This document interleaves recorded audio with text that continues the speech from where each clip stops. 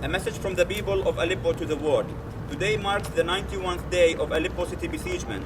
According Aleppo City Council statistics, 271,536 are stuck inside the east of Aleppo. Over 2,300 strikes, including airstrikes, explosive barrel, artillery, cluster bombs, bunker blaster, and bombs loaded with chlorine gas, have been documented over the last 23 days only. 8 hospitals and medical centers have been struck. 4 hospitals over the last week, 6 schools, 2 bakeries, and civil defense HQ. Both Russian and Syrian regime air forces are intentionally targeting the civilian infrastructure in order to break people's will. Currently, people have almost zero access to medical care. People are afraid to go to hospital due to the intentional Russian and Syrian regime airstrikes. It has been almost 6 years, and we are wondering what the world was doing. More than 500,000 people have died. How many hospitals or schools does it take to see real action against war crimes in Syria? It can't get more gruesome than this. We are in 2016, and 271,536 people are trapped in a besieged city, facing death from bombardment and possible very soon starvation. The dysfunctionality of the world is responsible for 500,000 deaths, and those 271,536 trapped in the city. We wonder, why do we have United Nations? Why do we have human rights laws?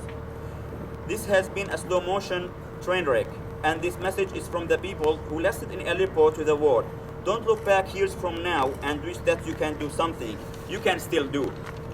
We ask you to ground Assad Air Force that's killing us, or at least have some diplomatic leverage to force the Syrian regime and Russia's bombardment of the city of Aleppo to be stopped. We ask you to open a demilitarized humanitarian corridor for the people of Aleppo to Revolutionaries held areas under the observation of the United Nations only, without the presence of any other groups or countries. A corridor that allows free movement of food, fuel, medicines, and all merchandises for the civilian essential infrastructure inside eastern Aleppo: water station, electricity, hospitals, school, and civil defense, as well as for relief aid and trade movements. Revolutionaries armed group did agree on allowing relief aid passage to eastern Aleppo, yet both the Syrian regime and Russia are refusing. If the international community won't be able to open the previous mentioned corridor, or be able to convince the Syrian regime to pass the relief aid toward eastern Aleppo, we urge the world, and the West especially, to airdrop the humanitarian aids, as there are already warplanes for the US-led collation in Syria not far from Aleppo city. We are the people of eastern Aleppo, and we emphasize that we have no problem with relief airdrop. The international community holds responsibility for any future consequences of Aleppo besiegement, hoping that our voices will be heard and Aleppo will be saved.